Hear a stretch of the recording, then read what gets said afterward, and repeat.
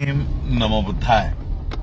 संविधान खतरे में है, ये बोल बोल के इंडिया आघाड़ी ने अपनी सीटें बढ़ा ली, एमवीए ने महाराष्ट्र में सीटें बढ़ा ली और फिर संविधान खतरे में है ये बताकर महाराष्ट्र की, हरियाणा की ये सारी इलेक्शंस स्टेट में लड़ी जाएंगे। संविधान वाकई खतरे में है। संविधान ऐसा नहीं है कि खतरे में नहीं है, संविधान वाकई में खतरे में है। लेकिन जो लोग संविधान खतरे में है ये कहकर संसद में गए हैं, अभी विधानसभा में जाएंगे, तो जब संविधान पर सही मायने में हमला हो रहा है तब ये लोग चुप क्यों है? जिस संविधान को बचाने के लिए भारत के लोगों ने इनको संसद में भेजा है, महाराष्ट्र की, हरियाणा की, बाकी की और विधानसभाओं में भेजने वाले हैं, फिर जब संविधान खतरे में वाकई में है तो ये बातें क्यों नहीं कर रहे हैं? कल सुप्रीम कोर्ट ने एक महत्वपूर्ण जो अनुसूचित जाति और जमाती के लोग हैं उनके लिए एक जजमेंट उन्होंने दी है। बहुत सारे अनुसूचित जाति और जमाती के लोग, यानी जिन्हें हम एससी कहते हैं, शेड्यूल कास्ट, और एसटी कहते हैं, शेड्यूल ट्राइब, इन लोगों को, बहुत लोगों को ये पता भी नहीं है कि क्या जजमेंट पास हुई है। और ये उनसे उम्मीद भी नहीं करता मैं कि उनको सुप्रीम कोर्ट की इतनी बड़ी जजमेंट पढ़ के उस पे वो अभ्यास करे या उस पे कुछ प्रतिक्रिया दे। ये तो हमारे जैसे पढ़े लिखे लोगों का, आपके जैसे पढ़े लिखे लोगों का, हमारे समाज में एडवोकेट्स जो है, पढ़े लिखे वर्ग जो है, ये उनका काम है उन्हें समझाना। सुप्रीम कोर्ट ने कल जो निर्णय दिया है कि जितने भी राज्य भारत में है वो अपने अपने राज्य में अनुसूचित जाति यानी एससी और अनुसूचित जमाती यानी एसटी के लिस्ट में वो ग्रुप्स कर सकते हैं, यानी कोटा जो दिया हुआ है उस कोटा के अंदर वो कोटा लागू कर सकते हैं। बाइफर्केशन इन रिजर्वेशन कर सकते हैं।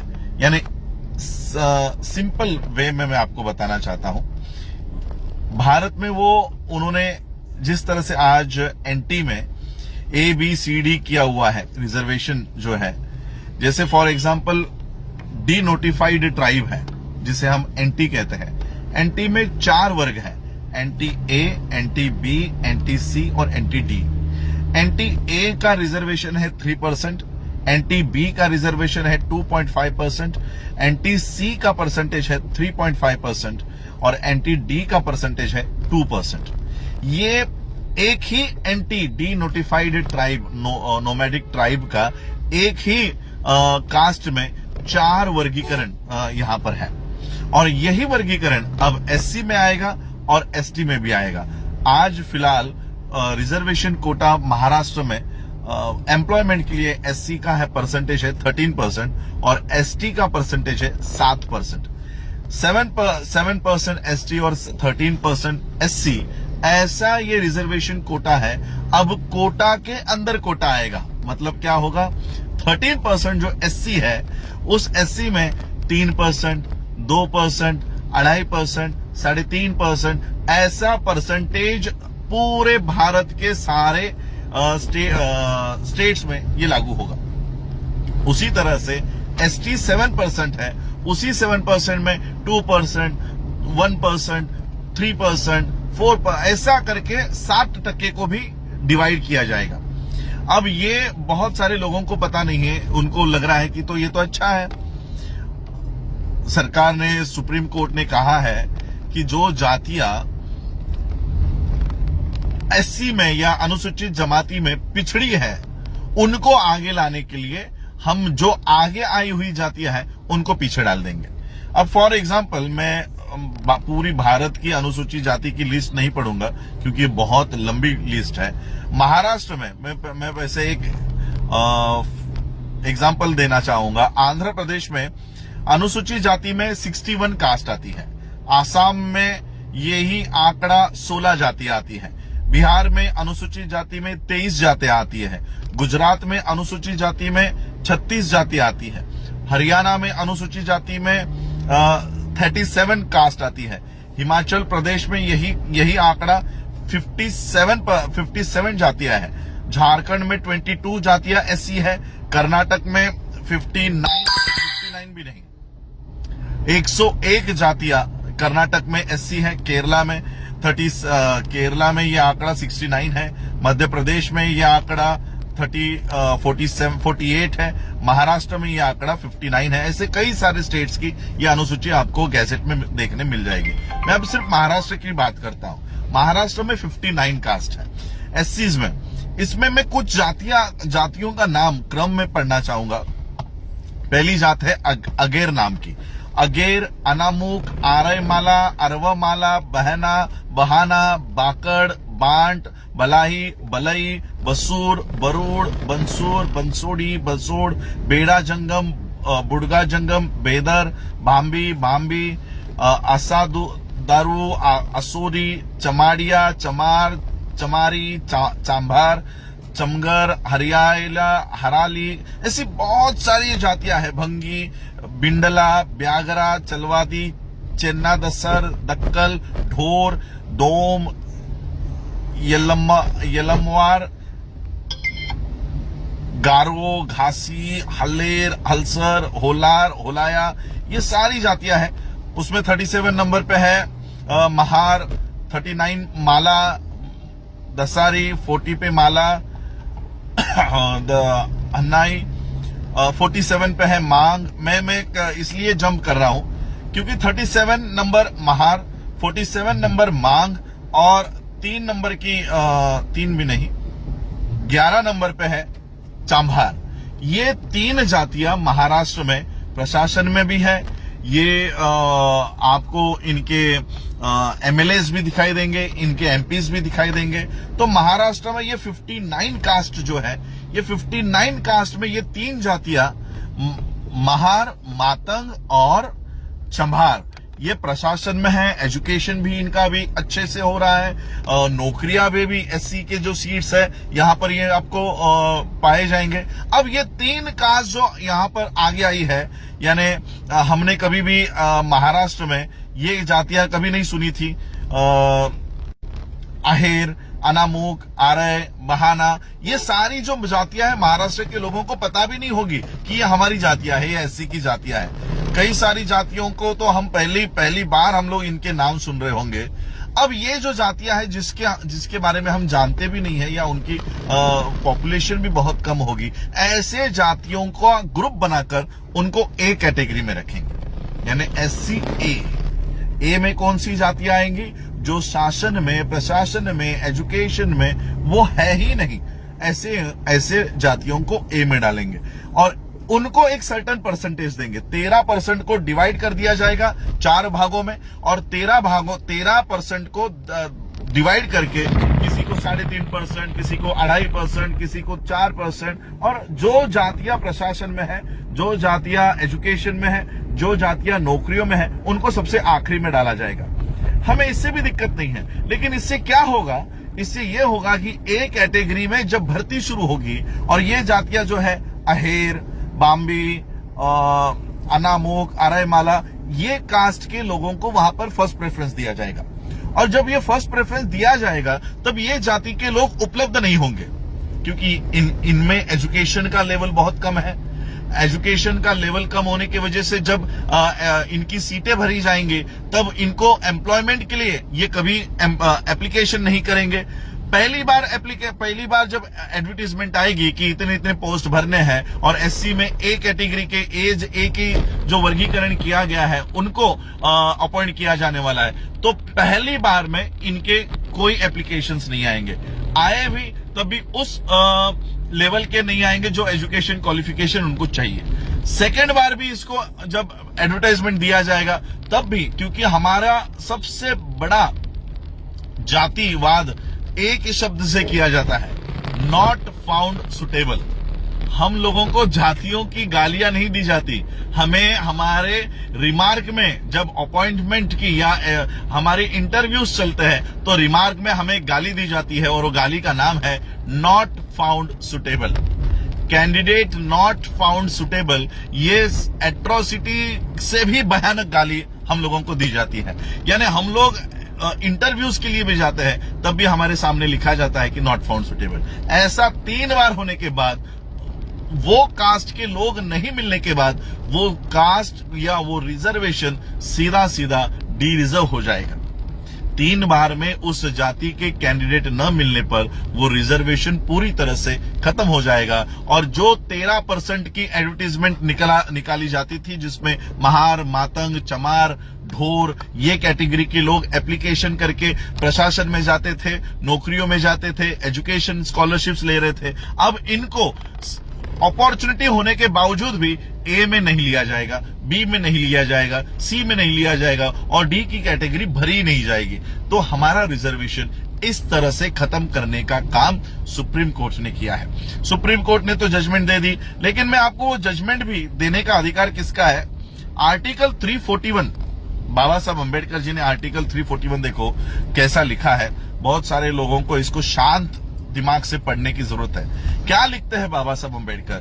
The president may with respect to any state, मैं यूनियन टेरिटरी की बात नहीं करूंगा, the president may with respect to any state और union territory and where it is a state, after consultation with governor thereof, by public notification, specify the caste, races or tribes or parts or groups within caste, races or tribes which shall for the purpose of this constitution be deemed to be scheduled caste in relation to that state or union territory as the case may be. Parliament may by law include in or exclude from the list of scheduled castes specified in a notification issued under clause 1 of any caste, race or tribe or part of or group within any caste, race or tribe, but save as aforesaid a notification issued under the said clause shall not be varied by any subsequent notification. इसका मतलब क्या है? बाबा साहब लिखते हैं कि parliament या पहला article 341 subsection 1 में बाबा साहब लिखते हैं the president may with respect to any state after consultation with governor thereof, अगर आपको महाराष्ट्र के अनुसूचित जाति को ए, बी, सी, डी में वर्गीकरण करना है तो पहले तो गवर्नर से कंसल्ट करना है। गवर्नर से कंसल्ट करने के लिए भी पब्लिक नोटिफिकेशन डालनी है और उसके बाद आपको अगर वर्गीकरण करना है तो वो उस तरह से करना होगा। अब गवर्नर का अधिकार निकालकर अब ये पब्लिक नोटिफिकेशन हटाकर सुप्रीम कोर्ट ने सीधा सीधा कह दिया है कि अपने अपने राज्य में वर्गीकरण कर देना। हम लोग ओबीसी के आरक्षण बचाने की लड़ाई लड़ रहे हैं और उसकी बचाने की लड़ाई लड़ते लड़ते हम अपना आरक्षण खो दिए हैं, खोने वाले हैं नहीं, खो दिए हैं। और एबीसीडी हमारे लोग, हमारे महामूर्ख लोग एबीसीडी के वर्गीकरण का समर्थन कर रहे हैं। इस वर्गीकरण का समर्थन करने वाले लोगों को मैं बताना चाहता हूं कि आने वाले समय में एससी का रिजर्वेशन ये पूरी तरह से खत्म हो चुका होगा। नॉट ओनली एससी के बाद एसटी भी इसमें इंक्लूड किया गया है। एससी और एसटी, एक तो पिछले 7 सालों से वैकेंसीज भरी नहीं गई है, सारे गवर्नमेंट पोस्ट एससी एसटी के ओबीसी के खाली पड़े हुए हैं, बैकलॉग भरा नहीं गया है। अब बैकलॉग भरने की जब बारी आ रही है तो उन्होंने कहा कि जो कास्ट सबसे ज्यादा अप्लाई कर रही है या एजुकेशन में आगे है या अपने हक और अधिकार के प्रति जागरूक है, इसको सबसे पीछे रखो। और जो कास्ट जिसको कुछ भी पता नहीं है कि हम एससी है, एसटी है, ओबीसी है, ऐसे लोगों को आगे लेकर आओ और उनके कैंडिडेट्स को भरो। आने वाले समय में इस कास्ट के लोगों को कैंडिडेट नॉट फाउंड सुटेबल करके करार दिया जाएगा। एससी ए, बी, सी, डी किया जाएगा। ए की कैटेगरी धीरे धीरे खत्म हो जाएगी, बी खत्म हो जाएगी, सी खत्म हो जाएगी और डी को कभी भी भरा नहीं जाएगा। हम लोग डी कैटेगरी में चले जाएंगे। महार, मातंग, चमार, ढोर, पंजाब के चमार, बाकी जाटव्स, ये जो लोग आज शासन, प्रशासन और एजुकेशन में दिख रहे हैं, ये आने वाले समय में पूरी तरह से शासन प्रशासन से निकल जाएंगे। एमपीज, एमएलएस की सीट, रिजर्व सीट जो है, वहां पर भी इन लोगों को कभी आने का मौका नहीं मिलेगा। इस तरह से ये कानून है और इसलिए मैं आप सभी लोगों को कहना चाहता हूं, आने वाले समय में हम लोगों को आरक्षण बचाने की, एससी और एसटी के लोगों को आगे आकर कि वर्गीकरण, तेलंगाना ने तो कल ही जाहिर कर दिया कि हम भारत का पहला स्टेट होंगे जहां पर हम एससी और एसटी में इस तरह का बाइफरकेशन करेंगे, एबीसीडी वर्गीकरण वो लोग करेंगे। और मैं ये कहना चाहता हूं भारत के सभी राज्य के लोगों को अब अपना अपना राज्य छोड़ के अगर तेलंगाना इस तरह का एससी और एसटी में विभाजन कर रहा है तो सारे देश के लोग एससी के एसटी के सभी लोगों को तेलंगाना में आकर वहां के गवर्नर के सामने, वहां के लोगों के सामने हम लोगों को तेलंगाना बंद करने का और धीरे धीरे जहां जहां पर स्टेट्स में ये कानून बनेगा वो स्टेट बंद करवाने का काम हमको करना होगा। अब ये लड़ाई कानूनी नहीं रही, क्योंकि कानूनी दावपेच से ही तो ये नीचे तक आया है। तो अब ये कानून अगर बनने जाए तो इस कानून का रास्तों के ऊपर खड़े होकर हम लोगों को इसका विरोध करना होगा और उसी के साथ इस कानून का विरोध करने वाले हमारे सच्चे प्रतिनिधि हर स्टेट के असेंबलीज में हम लोगों को भेजना होगा। और इसीलिए मैं बाबा साहब का आरपीआई जिंदा करना चाहता था कि आज सभी स्टेट्स में ये काम होने जा रहा है। हमारे लोगों को प्रशासन से बाहर निकाला जाएगा, पॉलिटिक्स से बाहर निकाला जाएगा, एजुकेशन से बाहर निकाला जाएगा और हमारे जो गधे 131 दलाल एमपीज संसद में बैठे हैं ये इसके ऊपर मुंह तक नहीं खोलेंगे। और इसलिए हमें हमारे सच्चे प्रतिनिधि, सच्चे और पढ़े लिखे प्रतिनिधि, ऐसे नहीं कि मुझे बोलने नहीं दिया जा रहा, मुझे अत्याचार किया जा रहा है, ऐसे वाले नहीं, हमें स्ट्रांग प्रतिनिधि, पढ़े लिखे प्रतिनिधि हम लोगों को संसद में और विधान भवन में, विधानसभाओं में हम लोगों को भेजना है। ये लड़ाई आने वाले समय में मैं हाथ में ले रहा हूं, क्योंकि मुझे पता है जब पूरा देश जल रहा होगा तब मैं किसको धम्म समझाऊं।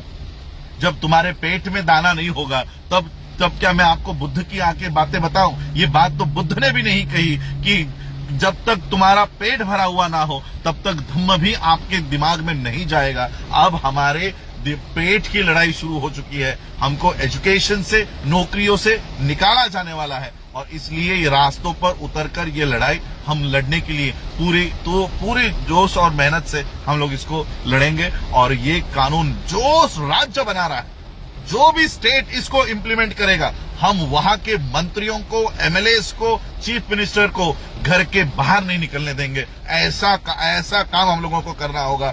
2 अप्रैल 2018 अगर यहाँ की व्यवस्था भूल गई होगी तो हमें उनको फिर से ये दिन याद दिलाना पड़ेगा कि अगर हमारे एट्रोसिटी एक्ट में तुम छेड़खानी करते हो तो हम क्या कर सकते हैं। यहाँ तो पूरा का पूरा एससी एसटी रिजर्वेशन तुम लोग खत्म कर रहे हो और ऐसे हालात में हम घर पर चूड़ियां पहनकर नहीं बैठने वाले हैं। हम रास्तों पे उतर के जितने भी एमपी एमएलएस, एमपीज तो यहाँ पर रोल नहीं आएगा, जितने भी एमएलए इसके फॉर में वोट करेंगे या इस कानून को लागू करने का काम करेंगे, सबसे पहले तो एससी के एमएलएस को पीटेंगे, एससी के एमएलएस को पीटेंगे, उसके बाद जनरल वालों की बारी आएगी, सीएम की बारी आएगी। तो यही मैं आज आप लोगों को समझाना चाह रहा था कि एससी का और एसटी का रिजर्वेशन खत्म हो चुका है, बस राज्यों को वो लागू करने की देर है।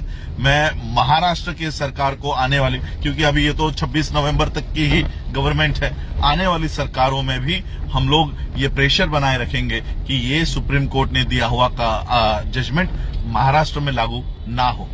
बस यही समझाने के लिए मैं आज आपको, क्योंकि बहुत सारे हमारे और वर्गीकरण का हमारे ही नालायक लोगों ने कई सारे स्टेट्स में जाकर इसका समर्थन किया हुआ है कि वर्गीकरण होना चाहिए। अब क्यों होना चाहिए ये कभी इन्होंने बताया नहीं, लेकिन ABCD ये बाइफर्केशन अगर एससी में हो जाए और एसटी में हो जाए तो हमारे जो कैंडिडेट सुटेबल होने के बावजूद भी ABCD में कभी अप्लाई नहीं कर पाएंगे और कैंडिडेट नॉट सुटेबल कहकर हमारी जो रिजर्वेशन है, ये डी रिजर्व, ये जो सीट्स है ये डी रिजर्व कर दी जाएंगी। इसलिए हम लोगों को इस कानून के खिलाफ लड़ना है। जय भीम, नमो बुद्धाय।